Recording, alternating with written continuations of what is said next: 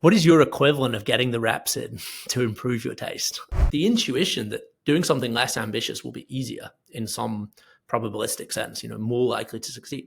Actually, I think that is 180 degrees wrong. There should be at least as many talent investors as there are venture investors. The role of the founder is to sort of advance both like a vision and a resource unlock, and use the resource unlock to shape the vision and vice versa. Anyone who thinks this has played out, like we already know who the winners are, and it's ludicrous.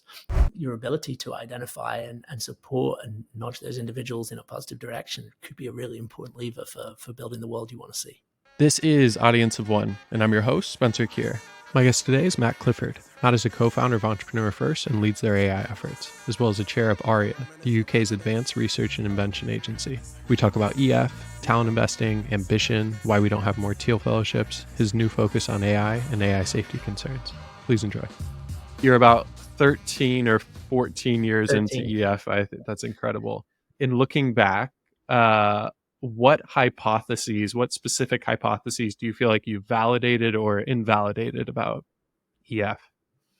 I think, the big one, and I worry in a way that we sometimes overlook it because it now seems so obvious, is just that you really can build venture scale companies by backing individuals who don't have a team and an idea. That was the thing that when we were running around, we, as you say, like we left our jobs to start Entrepreneur First in the summer of 2011, but really it took us sort of 3 years to figure out the model we have today. And, a big part of that, other than our own incompetence and speed of learning, a big part of the reason it took 3 years to land on what we do today is just that people just thought it was such a stupid idea. The amount of adverse selection that must be baked in if you back people before they, people that want to be founders but don't have a team and an idea, it just breaks all the rules of how you're meant to think about this problem space. My view on that is that the people that told us that were not stupid. In fact, they were some of the smartest people in venture. But if you put it sort of in machine learning terms, everyone's model of what works in venture is trained on a very censored data set. Because no one really in the history of venture has tried with any at any scale and for any length of time to do something like what we call talent investing, backing people before their teams and ideas. Of course, all the pattern recognition on everything that's worked is people that didn't do that, people that already knew their co-founder and already had their idea. And so, I think the biggest thing I think we validated is that actually it's true that talent is what matters most. And, you need the right product. And at the start, again, part of the reason it took a few years to figure out was we had the wrong product. But if you get the right people, then that is enough to get to the point where, I don't know what it is today, $11 billion worth of companies, a couple of unicorns, et cetera. That's probably the biggest surprise to all of us. You said that your hypothesis was really around talent, starting with talent first and being able to build up from there. I've heard repeatedly from founders and VCs alike that there is the limiting constraint on incredible new companies is talented founders. Do you feel like that is actually the case? Is it a sourcing problem, or is it actually a lack of talented, ambitious founders that's the bottleneck to kind of, I'll call it broadly, progress in terms of startups? Well, I think if you had to point to one thing, if you had to say it in a sentence, it would be founders. But I think it's founders immersed in the right sort of culture and the right sort of network. And, that's what I hope that Entrepreneur First provides. So, I think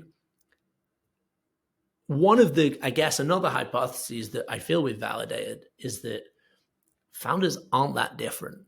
One of my more controversial theories of how venture has worked historically is that there's a lot of people in the broad entrepreneurial space who spent a lot of time telling me a decade ago that founders are different. There's they're just different. They're built different. There's a founder gene almost, you've either got it or you haven't.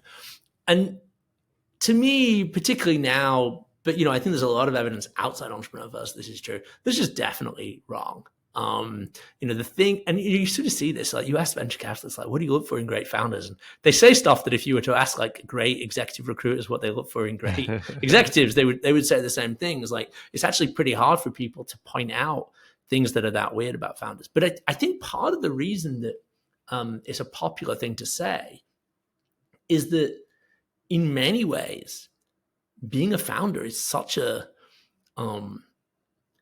horrible experience relative to, relative to what anyone with the level of skill needed to be a successful founder could be doing in terms of like, coziness. Right. But there's like almost a need to believe that it's like predetermined in some way.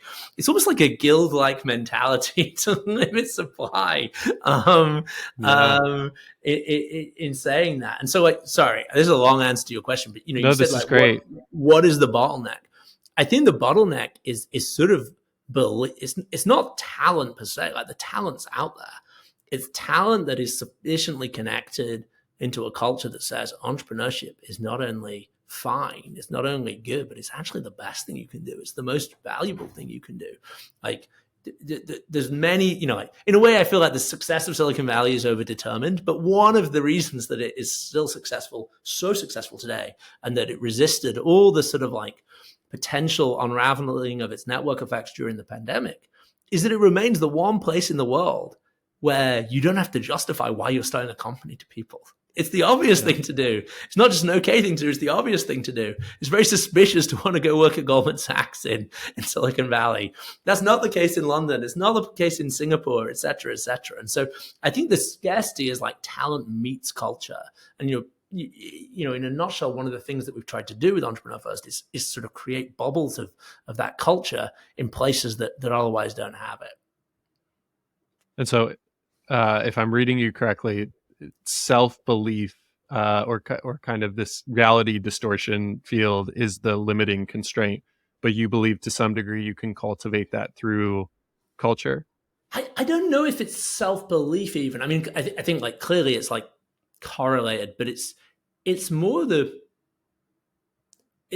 sense that this is a path that is legible to you, and that is like valorized in some way. It's funny. I think that's another thing that a lot of insiders, for want of a better word, sometimes have pushed back on. The idea that entrepreneurs need validation that what they're doing is right. I think a lot of people find that idea. A lot of insiders, a lot of people who've been in this industry for a while, they hate, and I understand it, having now been in this field long enough, that you see, like the tourists in, inverted commas, right, that come in the boom. Like, no one likes the tourists, right? But I think, again, it's like a guild-like mentality that we've got to shut out the outsiders. And, there's got to be something special about entrepreneurs. And, as an entrepreneur, I would love to believe that I was really special. But I honestly think it's mainly about like macro talent allocation, which is primarily a cultural phenomenon. If you are in the Bay Area, you can believe that, like, hey, we're outsiders. But if you're an entrepreneur in the Bay Area, you're the ultimate insider. You're doing the thing you're meant to do. You're not doing anything countercultural. And to be clear, I think that's a great thing. I think we need more pockets of the world where it's not countercultural. We shouldn't insist on this being some weird value to it being a weird and contrarian thing to do. We should insist on the opposite. This is the greatest, in the age of the internet, probably particularly in the age of AI, this is like the greatest opportunity for like impact at scale in the history of our species. Like, we should celebrate that, not be like, well, entrepreneurs are actually really weird and different. And like, we should be telling more people, don't waste your life trying to make your boss look good. Like, build something that can scale to the entire world. That does seem to be an unpopular message in some circles today. You touched on one or maybe a couple qualities that are really critical for founders and maybe applied to leaders in a broader sense as well.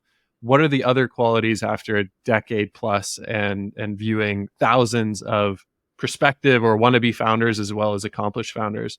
What are the 1, 2, 3 critical qualities that are indicator of future success?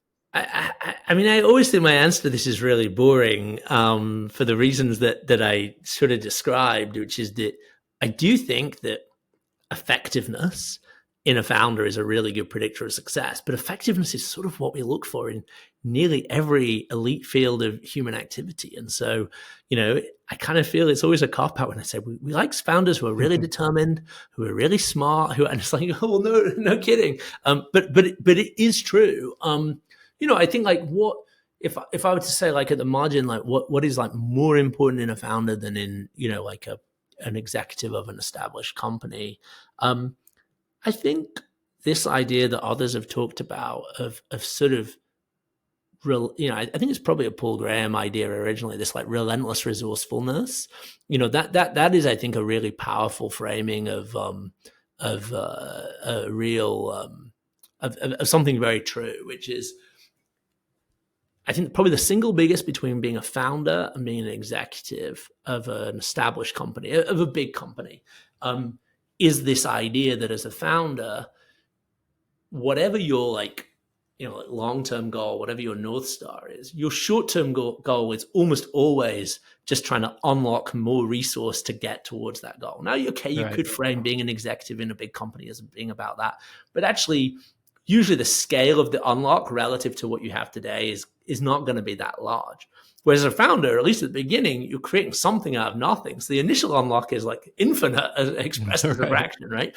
And so, I do think that, and I'm not sure there are that many helpful ideas from like the academic study of entrepreneurship that are that, I think they're fascinating, but I'm not sure that helpful for founders. But one that I do like is this idea of like effectual thinking, the idea that founders are, that the role of the founder is to sort of in parallel advance both like a vision and a resource unlock, and use the resource unlock to shape the vision and vice versa. And that I think is something that is an activity that one is pretty is critical for founders, is pretty different from most other fields, and that some people just do seem to have a knack for. I think it's that said, I think it's teachable. I think it's a mindset. I think it's about probably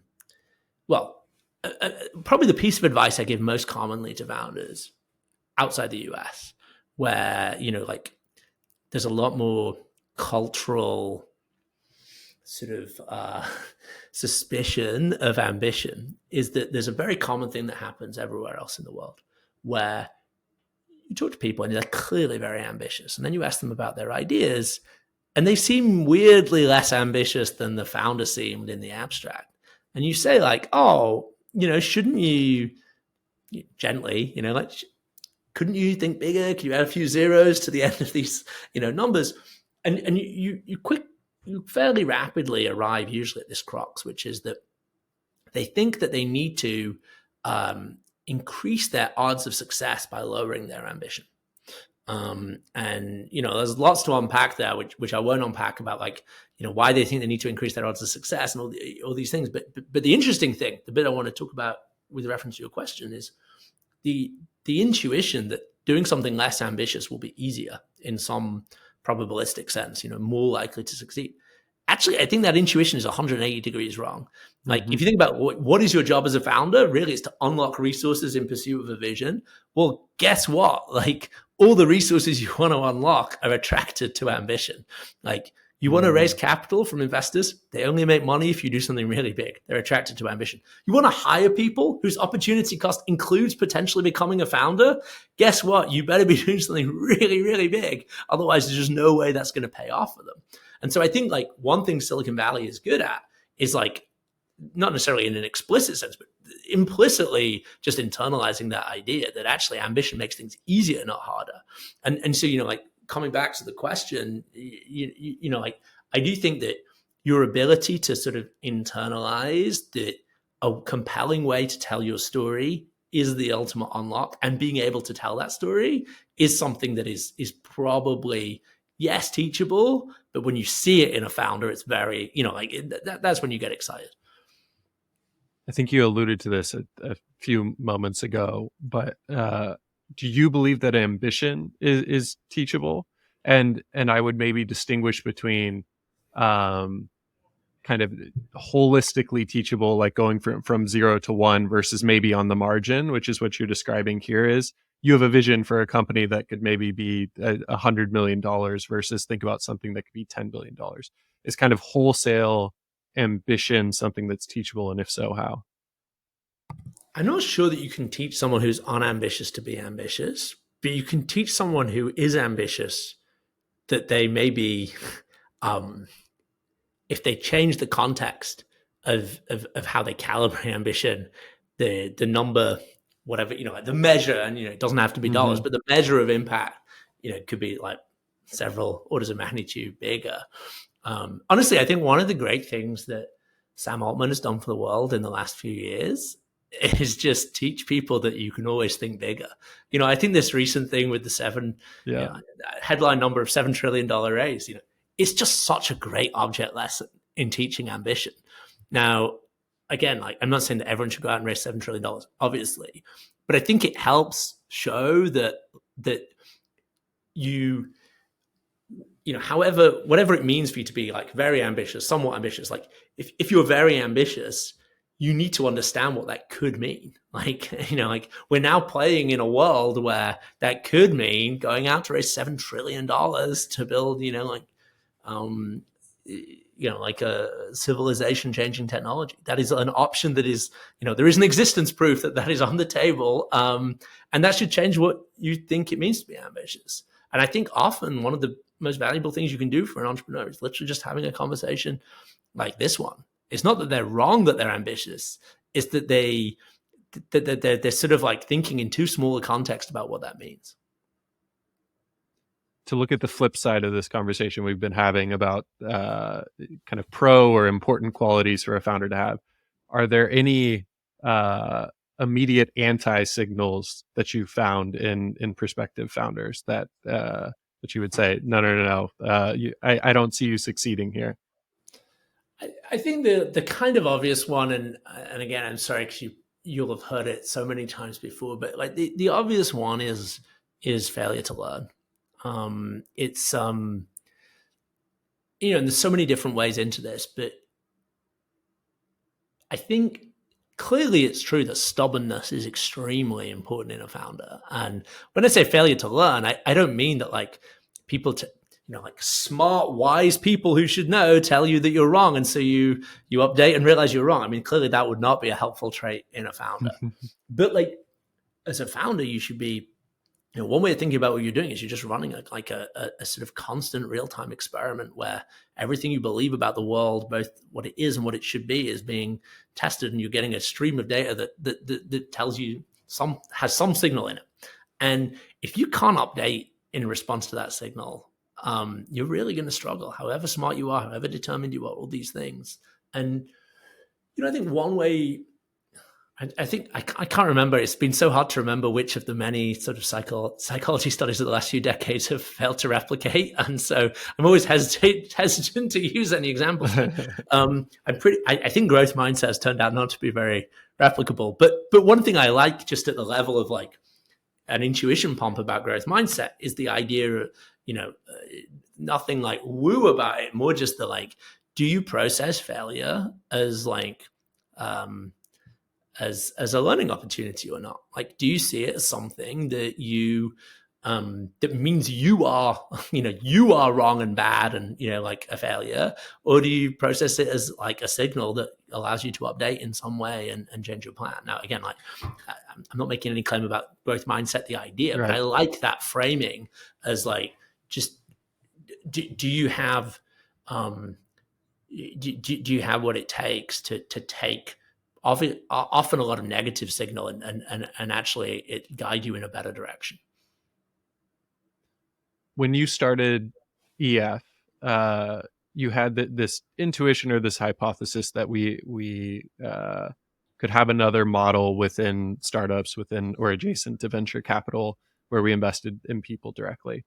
I am, as I said before we started the episode, fascinated by alternative models of investing in people. And so I'm wondering if now, with the benefit of hindsight, but also with kind of the landscape, the world changing somewhat over the course of 13 years, if there's any new approaches to investing in people or in companies that you would, if starting today, like to experiment with, or you're seeing other people experiment with that fascinate you, whether it's moving to a younger demographic, maybe it's funding them in different ways in terms of grants, maybe it's giving them longer runway, whatever it looks Yeah. like. I'm just curious if there's novel models that you're fascinated by or think we should be experimenting with more. Yeah, I mean, as you can imagine, it's a space that I've tried to follow pretty closely, and I love that there is now this huge diversity of experiments that's gone on. Um, I mean, I think we feel pretty lucky with where we landed up, and there's been various points along the way where we've seen something new and said, "Oh man, like that feels really smart," and maybe we, like for structural reasons, it's hard for us to pivot that for whatever route to that, and then we're quite glad that we couldn't. Like I was very intrigued by the big wave of innovation around income sharing agreements that I would think of as like a maybe that's like a 2017-18 sort of, there was a lot of activity in that space. I think the core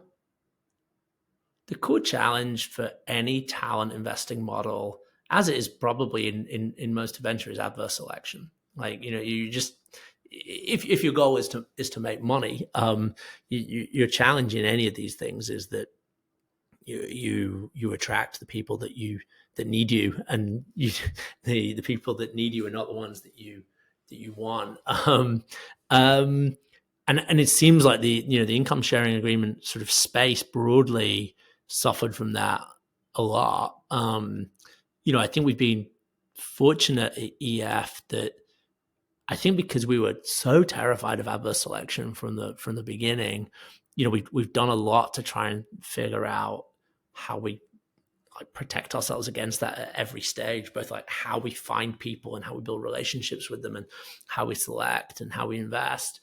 But it's really hard. I mean, I think it plagues most models in the space. I think the single biggest structural challenge that I see in what we do, and we're fortunate that turns out that what we do has a lot of economic advantages that mean that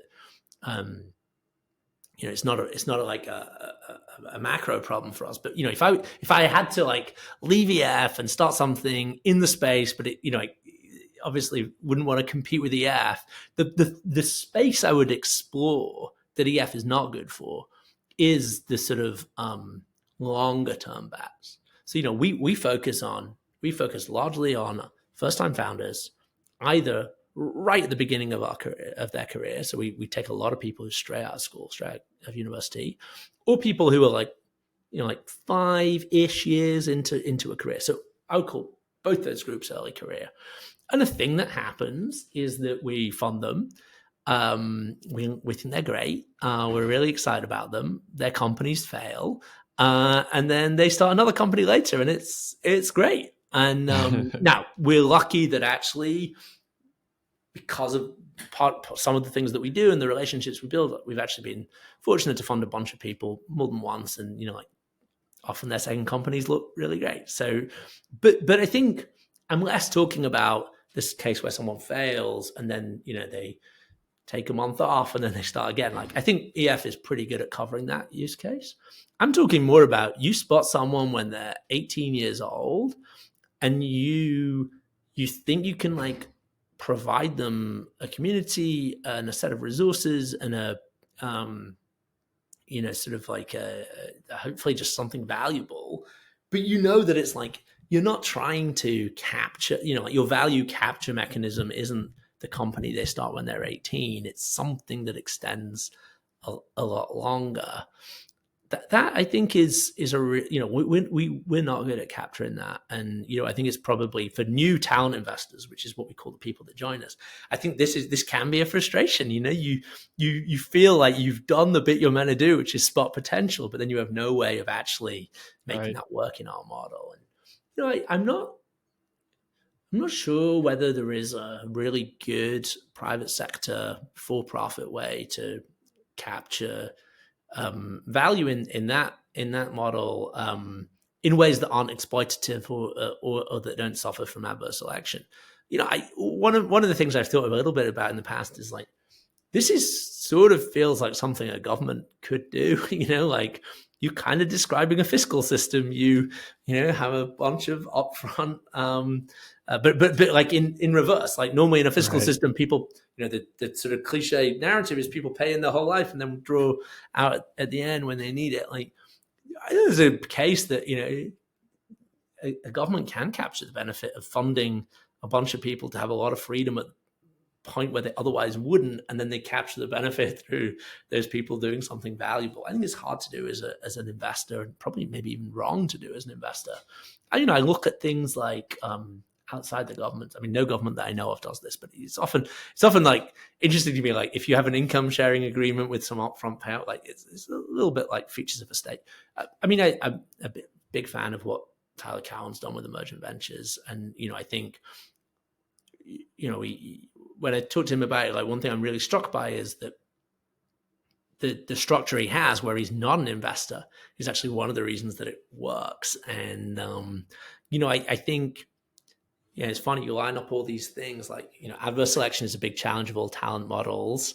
Value capture is a big challenge of all these models. Scaling is a huge challenge of all these models. You look at the Thiel Fellowship, I think you have to say that is like, maybe the greatest, sort of talent investing operation so far, or at least it was in its early days. And one doesn't have any value capture mechanism other than Peter being sort of adjacent to it and being an investor. Although he didn't do the Ethereum pre-ICO funding. And it hasn't scaled. They've been very, very explicit that they've not tried to scale. So, I think there's just a lot of challenges that make doing something in this space scale, and you just have to make trade-offs. I like the trade-offs we've made. In many ways, they're a product of Alice and my aesthetic preferences and what we're trying to do. But there's so much idea space that's yet to be explored, I would say. You've dovetailed nicely into the next question I wanted to ask you. I've had several conversations with Danielle Strachman, who is one of the kind of co-founders of the Thiel Fellowship. And I've posed this question to her and several other people in kind of this, I'll call it generally granting space. But why is it that we don't have more multi-million or billionaire kind of patrons doing something like the Thiel Fellowship to fund these either fund in a way that venture capital can't, or fund projects that venture capital can't because it doesn't have the same like financial asymmetry in terms of the outcomes. Why don't we have like 100 Thiel Fellowships, or do we? And I'm just not privy No, I to don't it. think we do. I suspect that it's something to do with the nature of taste for talent. So, one thing that's really hard, one of the reasons it's really hard to scale any of these things is that usually successful versions of these kinds of models are about a founding grantor investor who just has unusually good taste for whatever reason. Sometimes they're lucky, sometimes they're good. Maybe I was more lucky than good. But like all of these programs, the thing that matters, even programs are the wrong word. Like all of these like efforts start around a very small number of individuals, usually one or two individuals' taste in people, and it's not obvious that you can scale that, and it's not obvious you can outsource that. I mean, another thing that Tyler says is that like principal agent problems are the core problem in every talent operation. Like it's really hard to outsource it. So I think part of the reason billionaires in general don't want to do this is that a lot of what it would require to make it work is them to have good taste in people, which they, like they're more likely than average to do so. But it's very time intensive. Like as I've I've recently gone back to spending a lot more of my time directly doing what we call talent investing, and I'm loving it. But I forgot it's like super time intensive. And so, if you're a billionaire with, an opportunity cost, on your capital, but also on your time, you either need to dedicate a lot of time to this, which is not something that billionaires typically have, or you need to find someone who you just think has unusually great taste, and be willing to back them. And again, like I don't want to. I think the Thiel Fellowship is totally extraordinary. I mean, like there's no arguing with the track record, but I think it's also been through phases, and Danielle and her co-founders, I think, just did have incredible taste. I don't actually know enough about where the fellowship's operating today, but the risk with so this is not about them, this is like a general observation that as you try and scale something, or as you try and move beyond the original sort of like taste makers, the risk is that you end up focusing on talent with more and more legible characteristics of excellence, so which is fine, to be clear, like that's a socially valuable thing, but it's much less likely to identify and fund outliers. Like if I had to outsource my job to a bunch of smart, very smart people, very effective people who'd never done it before, I imagine, and I wasn't allowed to like provide any apprenticeship, I just had to try and like somehow communicate my objective function. I imagine they would converge pretty quickly on heuristics that sounded about right. Where did this person go to university? What did they study? Like, what prizes did they win? Where did they work? And it would do like a lot of the work. But it would, I think, and maybe I'm flattering myself, I think it would lose a lot of like what makes outliers actually, right. Kind of like it makes you select outliers. And, I have noticed that, like you, and, it'd be interesting. Maybe we should talk about this. Like one of the core challenges for EF, and I think something that we've cracked after a lot of thought, is like, cool, well, part of the pitch of EF to investors is that actually we found a way to scale taste, and how do you do that? And I think the unfortunate answer is very slow. Like what I don't think you can do is like create an algorithm, or like build a simple LinkedIn scraper or whatever, and suddenly you're a talent investor. I think it's all about apprenticeship, and what we've shifted to over the last year. So there's a very long answer to your question about like why aren't no, this is great. doing this? But like I could like, talk about this for hours. What we've shifted to is saying, actually, we're not going to try in general to hire senior people to be talent investors. We're going to hire junior people and just invest a lot of time in apprenticeship. And we really believe this works. Like when we look at the people who were not there on day one, I mean, literally only Alice and I were there on day one.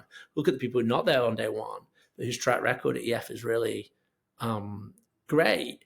It's about apprenticeship. And often those people, I think, end up having much better taste than I do, or, minimum like just spikes in particular areas where they consistently find people I would never find.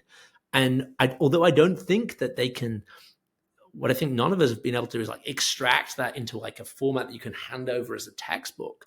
I do think that I observed that the people, the junior talent investors on my team that I'm most excited about today are the ones that just seem to have spent most time hanging around with other people with really good taste. And I think it's a great model. I'm very biased in saying so. You can imagine if you're a billionaire looking for a high impact way to spend a lot of money, it's kind of fraught with fragility unless you have like someone willing to build a whole system. And, I guess that's what we have done at EF. And I guess in some ways we are funded by billionaires. So maybe there's more of that happening than maybe it appears. Yeah. And maybe it comes down to a matter of framing. It's not Peter Thiel slapping his name on a thing and being the sole backer and his reputation being tied to that thing, but instead you become a little more behind the scenes LP, but you can achieve some of the same ends. Yeah. And if there's any, multimillionaires or billionaires that or that are listening that want to try their hand at outsourcing their taste to me, I would love to try a program like this. I actually think that's kind of an interesting idea. I mean, like, if a billionaire came to me tomorrow and said, I'd like to put 100 million into the space, but none of it can go to EF. It'd be kind of interesting to build an EF for talent investors across different fields, as in, like trying to back people who want to be talent spotters, talent nurturers, and amplifiers outside what we do. I think there are actually probably teachable lessons for that, and I do think. I mean, I would say I'm super biased, but I think it is a thing that across different aspects of different elements of the economy, having even just a small number of people whose lives are dedicated to identifying exceptional talent and amplifying it feels like a socially valuable thing to do. Absolutely. You pick the right ones and there's billions of dollars and thousands of jobs, tens of thousands of jobs created. It's yeah, and if you feel like you've cracked the code on identifying talent and can transmit some amount of that to the next person, obviously there's no substitute for experience, I think, but over time with enough exposure, I mean, that is would be one fascinating. Yeah, and like, again, sort of being a little bit more navel gazing and looking what we're trying to do at TF. I think, one of my hypotheses is that 10 years from now, it strikes me that there should be at least as many talent investors as there are venture investors. I don't mean like, obviously I'd like them to be EF, but I mean that in more of a zoomed out perspective. Like it feels weird to me that, like, there's so much evidence, both anecdotal and academic, that as a species we misallocate talent. You've probably come across this famous study looking at people who win gold medals in international mathematical Olympiads and sort of what happens to them. And the sort of depressing thing is, like, where they live turns out to be the most significant variable, not like the underlying talent. And okay, that's like one tiny slice of a tiny, like a particular kind of talent, but it kind of strongly suggests to me that we're not doing a very good job even at the basic level of macro talent allocation. There's a bunch of papers that draw similar conclusions. And so it strikes me that just having at least as many people running around the world trying to find exceptional talent and direct them to a more valuable set of opportunities, it should be at least as valuable as the number of people running around the world, often actually in a somewhat zero-sum game of who gets allocation in a hot deal. Not to be disparaging to venture capitalists, some of my best friends are venture capitalists, but like it does strike me that 20 years from now, I hope we'll look back and say, wow, it's kind of crazy that we had so few talent investors.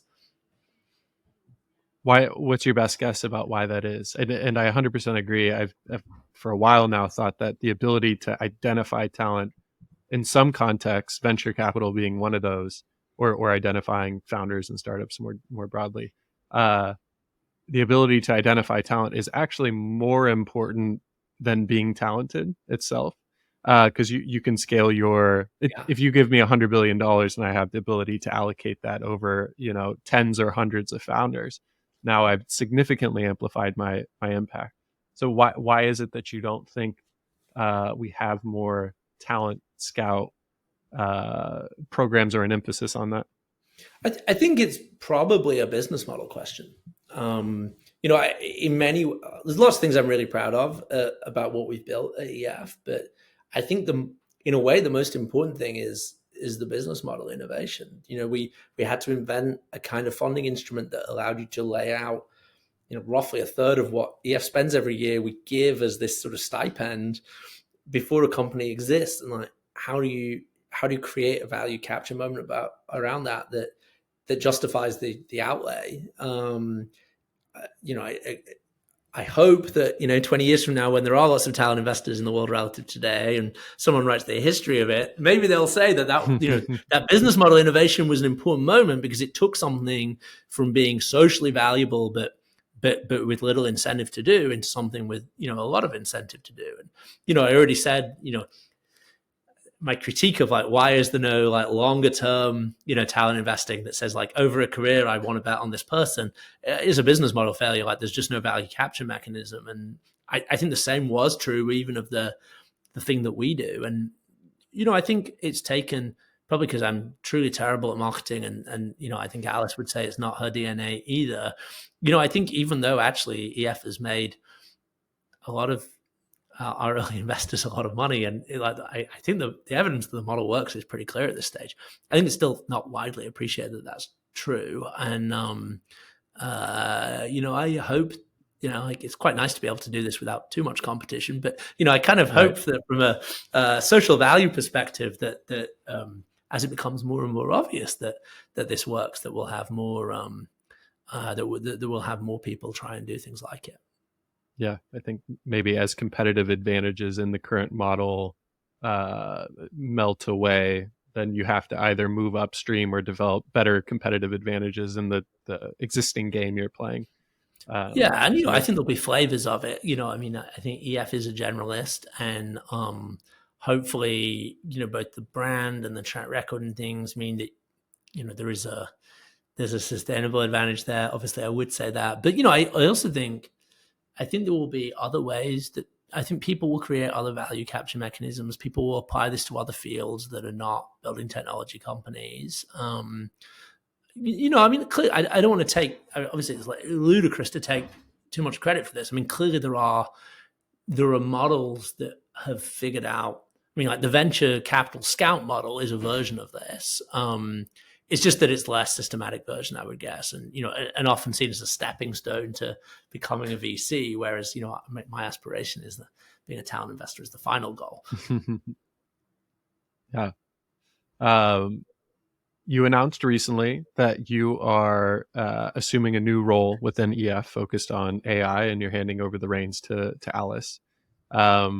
This is potentially a big question, but maybe you can hit the more important points of why now, why make that shift now, and why the focus. I think the second part of this question is a bit more obvious, but why the focus on AI?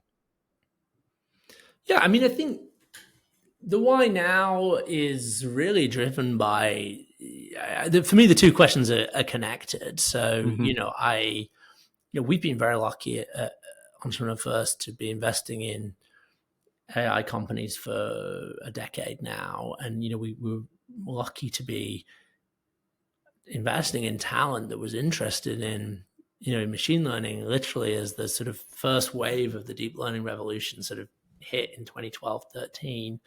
And as a result, it's been the area where I've invested most time, both intellectually and professionally. And it was very exciting to kind of just see the extraordinary transformation of that field over the last kind of 6-7 years. And through that, and through having invested in some of the at least prominent UK companies in that space, getting pulled into a number of policy conversations. And my view of AI is that it's both the biggest opportunity that we have and also one of the biggest challenges that we face. And so one thing which I guess is quite unusual that I ended up doing last year was that I took a leave of absence from EF for 3 months to go serve in government on a temporary basis. The Prime Minister asked me to co-lead the AI Safety Summit that the UK hosted in Bletchley Park in November. It was a very weird experience as a complete government outsider to be parachuted in as a quite senior diplomat overnight. And it was a really extraordinary experience, and one that I loved.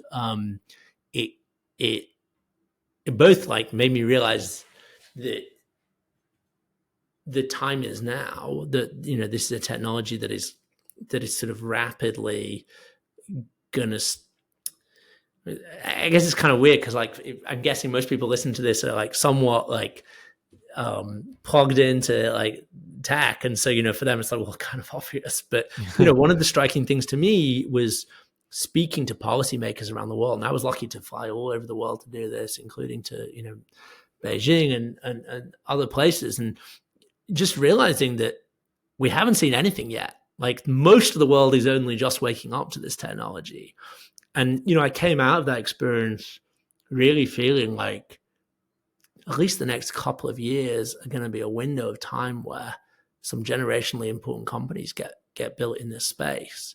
And feeling very energized by the role that talent investing could play in that, but also realizing that EF is now it's a medium-sized company. It has 100 talent investors, several thousand alumni, a portfolio of like, I can't remember, 500-600 startups. We're regulated in like 5 or 6 jurisdictions around the world. We have like hundreds of millions of dollars of other people's money, which we, look after for them and invest for them. And, when you add all these things up, being the CEO of EF is like, it's close to a full-time job in the sense of like, without even seeing a founder, before you even get Right. into the act of talent investing. And so, I'm very lucky. The co-founder relationship I've had with Alice for a long time, I think we're very aligned on what we're trying to build. And, I just came back to her and said, I think talent investing is more important than it's ever been. I think it's going to be higher impact than it's ever been, and I want to do more of it. And so, how do you feel about swapping? And I say swapping. I mean, Alice was also doing a full-time exec role Right. at ADF, running our sort of product function. And I'm really lucky that Alice was excited to take on the CEO role. And I'll be honest, like it's the time we're recording this, we're sort of like 2.5 months into this transition, and she's doing an amazing job. I have not freed up quite as much time yet from exec responsibilities as I would like, but I'm on the right path to that. And it just came together at a really good time. And now that I have carved out maybe half my week, which I hope we'll get to, or like 80% of my week, to just sit down with people that are thinking about building the space, you just realize that anyone who thinks this has played out, like we already know who the winners are, and we're done. And that's ludicrous. Not that I think that today's companies are not going to be really important. I think it's very clear that there are companies out there that are a few years into the space that are already iconic companies. But it's more just like this space is going to touch everything, so the opportunity set is just so huge. Still so nascent.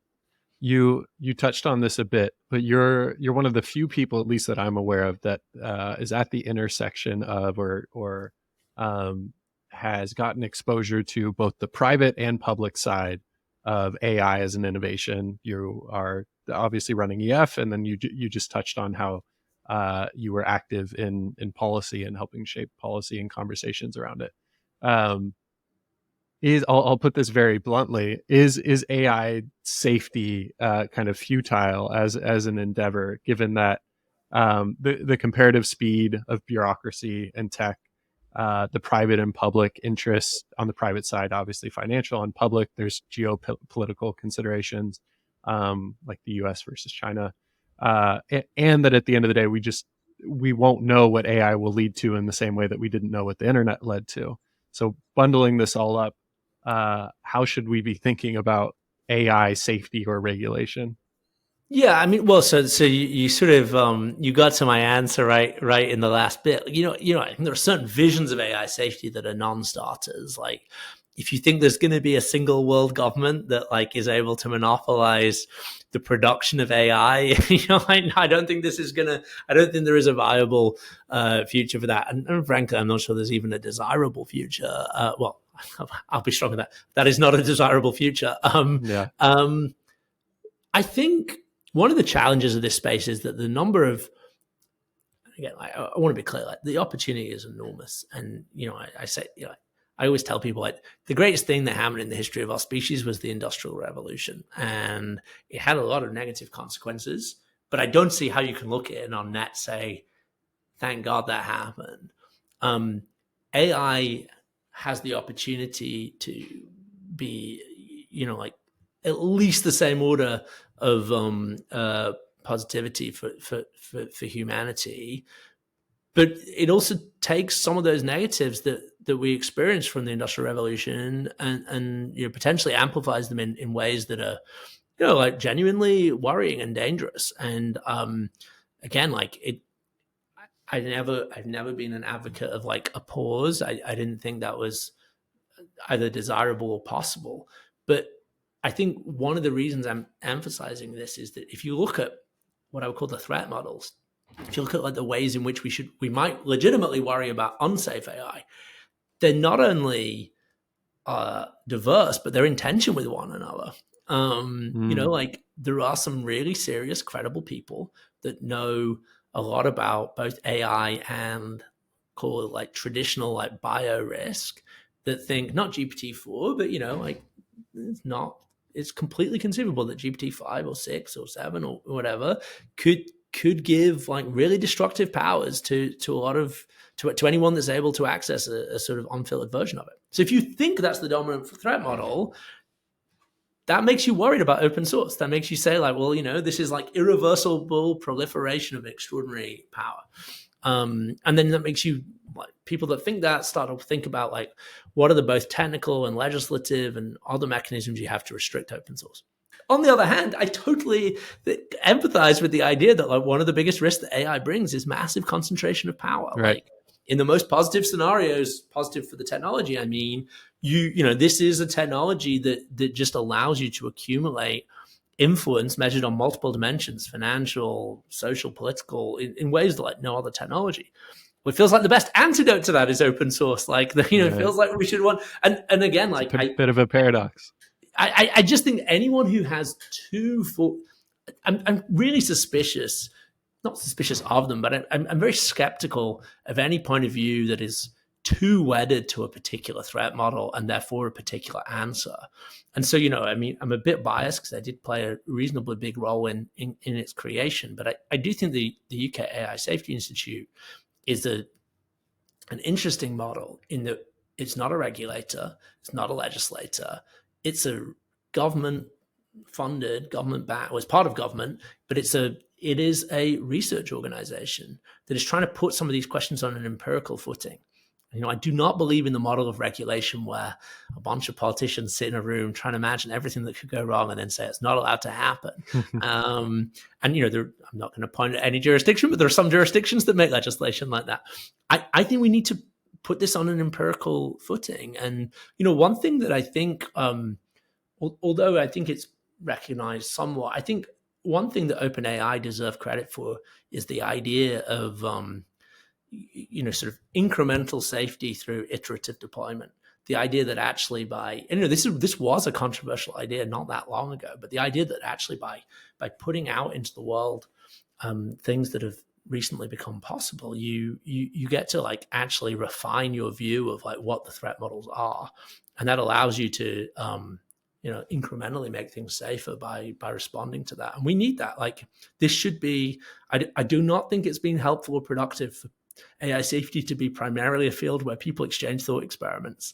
It really is much better, I think, for it to be one where we have evidence, we have data, we have experiments, we try and apply as far as we can something that looks at least a little bit like the scientific method, and we update as we learn. And I understand the counter argument. I understand that there are some scenarios in which that's insufficient, but I think I just think people generally need to embrace the fact that there's radical uncertainty here, and we will not know. We will not know in advance everything that might go wrong. Well, I know I posed that question to you just as we were coming to a close, but I appreciate the considered and in some ways bipartisan or even nonpartisan approach to the answer. The final question I have for you only takes about 20 seconds. I ask all my guests to flip it around on you. What's one question you'd leave me and listeners with, whether to think about or act on? Well, I think given where we spent a lot of this conversation, the one that comes to mind is, to the extent that you care about this space of talent identification and amplification, what are you doing to what is your equivalent of getting the reps in to improve your taste? It's actually, I think, a learnable skill. And, this is not an advert, but, I think for people listening who are like, actually, I do buy that this is an important thing and maybe like an important career, what we're building at EF is a place for people to come and not only build companies, but come work for us and build their craft in being a talent spotter, a talent nurturer. And I always like when I interview prospective talent investors, say like, what do you do that is your equivalent of getting the reps in for nurturing your taste? And I think anyone interested in the future of talent, the future of education, the future of technology, I think that's actually an important question, because I think we're moving into a world that's going to be more and more dominated by outlier outcomes from outlier individuals. You might think that's not a good thing, but I think it's going to happen. And so Agreed. I think your ability to identify and support and nudge those individuals in a positive direction could be a really important lever for building the world you want to see. Excellent call to action and full circle moment. Matt, thank you so much for your time. This was incredible. Thank you. It's been great fun.